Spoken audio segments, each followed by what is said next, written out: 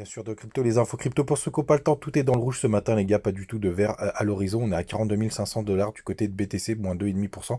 Ethereum 3200 dollars. Les grosses contre-performances du jour, c'est Missile Sol qui perd 8%, Luna qui perd 10% et on Nier qui perd 11%. Il avait pas mal performé comme d'habitude, les gars, je vous le dis toujours. Et je vous l'ai même dit, quand ça monte tout droit, c'est jamais le bon moment pour rentrer. Les gars, avant de rentrer sur l'analyse technique, je voulais vous montrer ce site internet qui est vraiment sympathique, qui donne le compte à rebours de la mise à jour de The Merge, donc le passage d'Ethereum en Proof of Stake. Et ce qui est vraiment intéressant, c'est cette petite date. Et je me pose la question, est-ce qu'on n'aurait pas un énorme sell the news, hein, puisque pour le coup, ça ferait l'effet du bon. Pour rappel, le top de BTC de l'année dernière était juste à la sortie en bourse de Coinbase. Et est-ce que ce serait pas The Merge d'Ethereum qui nous ferait le gros sell the news? Et c'est non sans rappeler la fameuse date, vous savez, que je surveille de très très près pour ceux qui ont vu cette vidéo avec BTC à 100 000 dollars. Donc, est-ce qu'un gros sell the news est possible, les gars? C'est pas à exclure comme possibilité, et surtout, ça fait pas mal de convergence des dates. Sinon, les gars, quand on va du côté du weekly, et ben franchement, pour l'instant, c'est vraiment très très propre. On aura la clôture demain, mais vous voyez, on est vraiment sur un pullback du weekly avec le retest de cette netline du W. Donc, pour l'instant, vraiment pas d'inquiétude.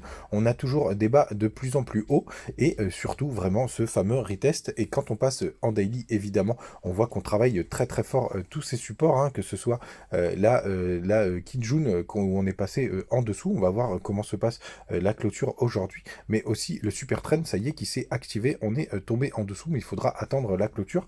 Donc pour l'instant, rien d'alarmant, mais c'est vrai qu'il va falloir reprendre tous ces niveaux assez rapidement et puis voir jusqu'où va la clôture, surtout que en 4 heures, je vois qu'on a une première divergence qui est en train de se former. Vous voyez, ici, on fait un plus bas sur le RSI et sur ce point bas du cours, et là, on fait un plus haut sur le RSI, alors qu'on a un plus bas, pardon, sur le cours. Donc ça, c'est un premier début de divergence. On va voir ce que ça va donner par la suite. La clôture de demain sera aussi très importante. Vous le voyez, il faut quand même qu'on réintègre, et surtout, ce que je vais vous montrer, et ça, c'est plutôt une bonne nouvelle, il y a Kingfisher qui nous dit qu'il y a énormément de leverage qui ont diminué, et ça, c'est une bonne chose, parce qu'évidemment, si tout le monde est en levier 50, le cours ne peut pas monter, puisque sinon, ça ferait perdre énormément d'argent aux exchanges, et eux, évidemment, avec les market makers, ils contrôlent le cours, vous le savez, c'est un marché qui reste manipulé. Faites attention à vous, passez un bon week-end, on se retrouve tout de même demain. Salut!